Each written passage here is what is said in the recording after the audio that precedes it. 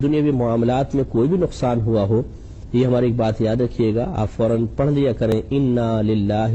و انا الیہ راجعون۔ اس کا معنی ہوتا ہے کہ بے شک ہم تو اللہ ہی کی ملک ہیں، اللہ ہی ہمارا مالک ہے اور بے شک ہم اسی کی طرف لوٹنے والے ہیں۔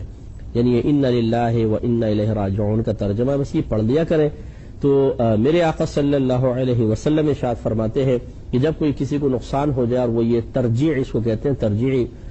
پڑھ لے تو اللہ تبارک و تعالی اسے پہلے سے بہتر چیز عطا فرما دے گا۔ یہ ہمارے سرکار صلی اللہ علیہ وسلم نے فرمایا ہے، ہمیشہ یاد رکھیے۔ اور میں جو میرے بہن بھائی دیکھ رہے ہیں ان کے لیے ایک برکت کے لیے ایک بات عرض کر دیتا ہوں، پہلے بھی کافی کہا تھا، ہو سکتا ہے کچھ نئے لوگ ہوں، کئی دفعہ مطلب میں بتا چکا ہوں کہ ہمارے اکابرین نے فرمایا کہ جب آپ کسی سے کوئی مال وغیرہ لیتے ہیں تو بسم اللہ الرحمن الرحیم پڑھ کر لیں۔ جیسے دکاندار سے پیسے لے رہے ہیں، گھر والے کو پیسے دے رہے ہیں، کوئی آدمی آپ کو پیمنٹ دے رہا ہے تو بسم اللہ الرحمن الرحیم پڑھ کر لیں۔ اور جب آپ کسی کو مال دیں، پیسہ دیں تو انا للہ و انا الیہ راجعون پڑھ لیں۔ بہت ہی بلند آواز سے نہیں پڑھیے گا اور سمجھے گا مجھ پہ پڑھ رہا ہے،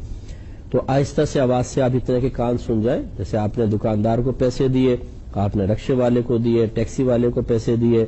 آپ شوہر ہیں، بیوی کو نان نفقہ دے رہے ہیں، آپ کاروبار کر رہے ہیں، آپ کسی چیز کی قیمت ادا کر رہے ہیں، پیمنٹ دے رہے ہیں، تو انا للہ و انا الیہ راجعون کہیں۔ ہمارے اکابرین فرماتے ہیں کہ اللہ تعالیٰ اس کو کبھی بھی تنگ دستی میں مبتلا نہیں کرے گا، اس کی جیب ہمیشہ پیسوں سے بھری رہے گی۔ وجہ اس کی یہ ہے کہ جب بسم اللہ الرحمن الرحیم پڑھ کے ہم لیتے ہیں تو بسم اللہ سے برکت پیدا ہوتی ہے، اور جب جانے پر انا للہ و انا الیہ راجعون کہتے ہیں تو نبی کریم صلی اللہ علیہ وسلم کی حدیث کے مطابق اللہ تعالیٰ اس کا بہترین بدلہ آپ کو عطا فرما دے گا، تو نقصان کا پہلو نہیں رہتا۔ اور بلکہ میں نے تو یہاں تک بھی پڑھا ہے کہ بعض اکابرین نے فرمایا کہ اگر اس عمل پر انسان کچھ عرصے بھی استقامت حاصل کر لے تو پھر اللہ تعالیٰ اس کو دائمی طور پہ نعمتوں سے نواز دیتا ہے، اس کی جیب کبھی مال سے خالی نہیں ہوگی۔